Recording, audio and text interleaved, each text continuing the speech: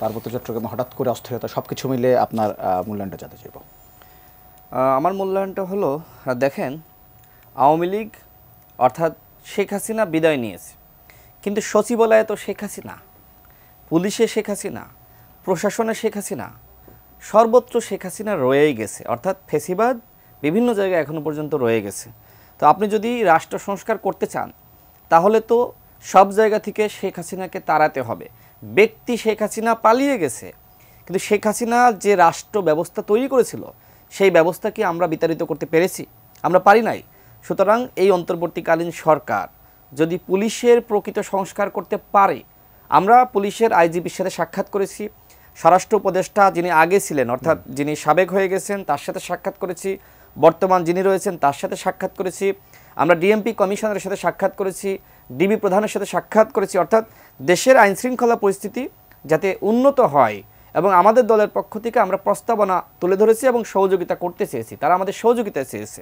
তো সবার সাথে আলোচনা করে যে বিষয়টি বা যে তথ্য আমরা পেয়েছি সেটি হলো, শেখ হাসিনা প্রায় 90% পুলিশ এগুলো তার নিজের যে দলের নেতাকর্মীরা সেই পরিবারের, এটি পুলিশের পক্ষ থেকে আমরা জানতে পেরেছি। তো এই 90% পুলিশ সদস্য যারা আওয়ামী পরিবারের, তাদেরকে দিয়ে আপনি তাদেরকে রেখে স্বপদে রেখে আপনি যদি রাষ্ট্র সংস্কার করতে চান সেটি কি সম্ভব? পুলিশ তো এখন ফাংশন করছে না, পুলিশ কোথাও ফাংশন করছে না, কোনো থানায় ফাংশন করছে না। সুতরাং আমরা বলেছি যে যারা আওয়ামী লীগের বা আওয়ামী সুবিধাভোগী তাদেরকে বাদ দিতে হবে, চাকরিচ্যুত করতে হবে। এবং একই সাথে আপনার ছাত্র জনতা, ন্যূনতম 1 লাখ ছাত্র জনতা যাদের পড়াশোনা রয়েছে, যোগ্যতা রয়েছে, তাদেরকে শর্ট প্রশিক্ষণ দেওয়ার মাধ্যমে পুলিশে বা প্রশাসনে বা সরকারের বিভিন্ন সেক্টরে নিয়োগ দিতে হবে। এই মুহূর্তে এই নিয়োগগুলো যদি আপনি না দেন তাহলে কিন্তু ওই আওয়ামী সুবিধাভোগী যারা কর্মকর্তারা রয়েছে, পুলিশ বলেন, প্রশাসন বলেন, সরকার বলেন, সচিবালয় বলেন, তারা কিন্তু আবারও চেষ্টা করবে দেশকে অস্থিতিশীল করার। সুতরাং প্রশাসনটাকে ঢেলে সাজাতে হবে। এই কাজগুলো যদি না করতে পারেন তাহলে পাহাড়ে ষড়যন্ত্র হবে, সমতলে ষড়যন্ত্র হবে।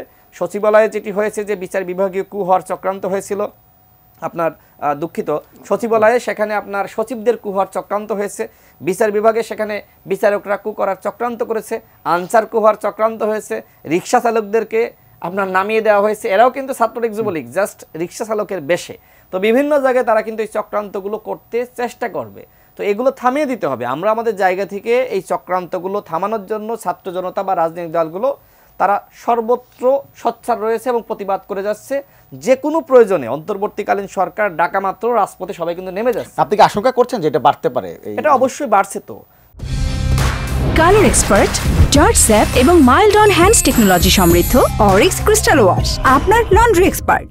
দেখেন, এই অন্তর্বর্তীকালীন সরকার যখন আসলো, শুরুর আপনার প্রায় 20 দিন আমি দেখেছি, 3 সপ্তাহ কোনো সমালোচনা ছিল না। 3 সপ্তাহ পর থেকে আজ অবধি তাদের সমালোচনা ডে বাই ডে বাড়ছে। সাংবাদিকরা সমালোচনা করছে, রাজনীতিকরা সমালোচনা করছে, মানবাধিকার কর্মীরা করছে, সরকারের বিভিন্ন জায়গায় যারা রয়েছে তারাও করছে, যারা দেশপ্রেমিক তারা বলছে যে সরকার নিয়ন্ত্রণ করতে পারছে না। তো সরকার যেহেতু নিয়ন্ত্রণ করতে পারছে না বা সব কিছু নিয়ন্ত্রণের বাইরে চলে যাচ্ছে, সেই জায়গা থেকে আশঙ্কা রয়েছে যে এটি নিয়ন্ত্রণের আরও বাইরে চলে যেতে পারে। কারণ আওয়ামী লীগ তো এই 15 বছরে যেভাবে ফেসিবাদ কায়েম করেছে, হাজার হাজার কোটি টাকা লুটপাট করেছে।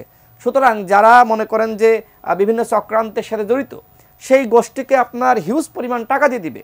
তাদের তো বিদেশে টাকার অভাব নাই, প্রয়োজনে বিভিন্ন দেশে লবিস্ট নিয়োগ করবে। ভারত আজকে কি করছে? ভারত শেখ হাসিনার মতন অপরাধীকে বাংলাদেশে ফিরিয়ে না দিয়ে বরং ভারতের পররাষ্ট্রমন্ত্রী তিনি তার সেনাবাহিনীকে যুদ্ধের প্রস্তুতি নিয়ে রাখার জন্য বলছে এবং সেখানে বাংলাদেশের নামটি স্পষ্টভাবে এসেছে। তার মানে কি, ভারত শেখ হাসিনাকে আশ্রয় দিয়েছে, অন্যদিকে যুদ্ধের হুমকি দিচ্ছে। ভারত সরাসরি তো শেখ হাসিনার পক্ষ অবলম্বন করেছে।